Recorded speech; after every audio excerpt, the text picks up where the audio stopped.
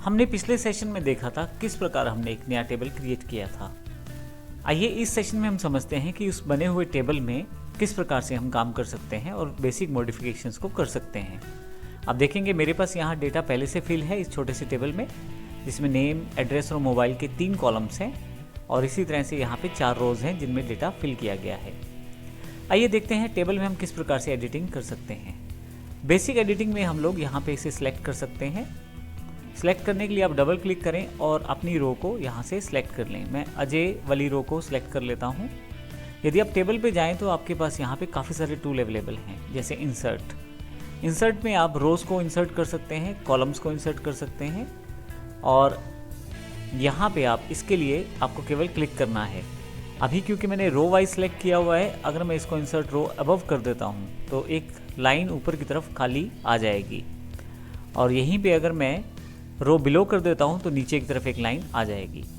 इसी तरह से यदि मैं कॉलम सेलेक्ट कर लेता हूँ और इंसर्ट कॉलम लेफ्ट कर देता हूँ तो एक कॉलम लेफ्ट साइड अवेलेबल हो जाएगा और यदि इसी तरह से राइट हैंड साइड कर दूँ तो एक कॉलम राइट हैंड साइड में इंसर्ट हो जाएगा। मैं इन कॉलम्स को डिलीट भी कर सकता हूँ। मुझे ये कॉलम नहीं चाहिए, मैं यहाँ टेबल पे जाता हूँ, डिलीट और यहाँ से कॉलम को डिलीट कर देता हूँ। इसी तरह से यदि मुझे लाइन नहीं चाहिए, मैं सेलेक्ट कर लेता हूँ टेबल, डिलीट, रो पे जाता हूँ और मान लीजिए मुझे पूरा टेबल ही नहीं चाहिए तो उसके लिए मैं टेबल पर जाकर डिलीट टेबल कर सकता हूँ। पूरा का पूरा टेबल यहाँ से क्लियर हो जाएगा। लेकिन अभी मैं इसे कंट्रोल Z करके वापस ले आता हूँ। मुझे लाइन नहीं चाहिए एक्स्ट्रा, मैं सेलेक्ट कर लेता हूँ लाइन को, टेबल, डिलीट, रो।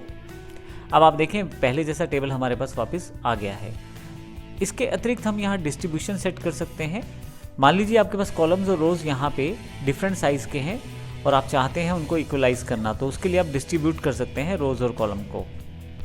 एग्जाम्पल क्लियर करने के लिए हमने यहाँ पे इस टेबल को थोड़ा सा मॉडिफाई कर दिया है और अब मैं चाहता हूँ इस टेबल को प्रॉपर्ली डिस्ट्रीब्यूट करना रोज़ और कॉलम्स दोनों के अकॉर्डिंग। यदि आप देखें तो यहाँ पे अलग अलग लाइन का अलग अलग साइज़ है। मैं चाहता हूँ ये इक्वलाइज हो जाए। इसके लिए मैं सब रोज़ को सिलेक्ट कर लेता हूँ, टेबल, यहाँ पे डिस्ट्रीब्यूट की कमांड है। आप रोज़ इवनली अगर प्रेस करें यहाँ से तो आप देखेंगे सभी रोज़ एक साइज़ की हो गई हैं। और इसी तरह से डिस्ट्रीब्यूट पर जाकर अगर मैं कॉलम्स इवनली करूँ तो सभी जो कॉलम्स हैं वो एक साइज़ के हो गए हैं।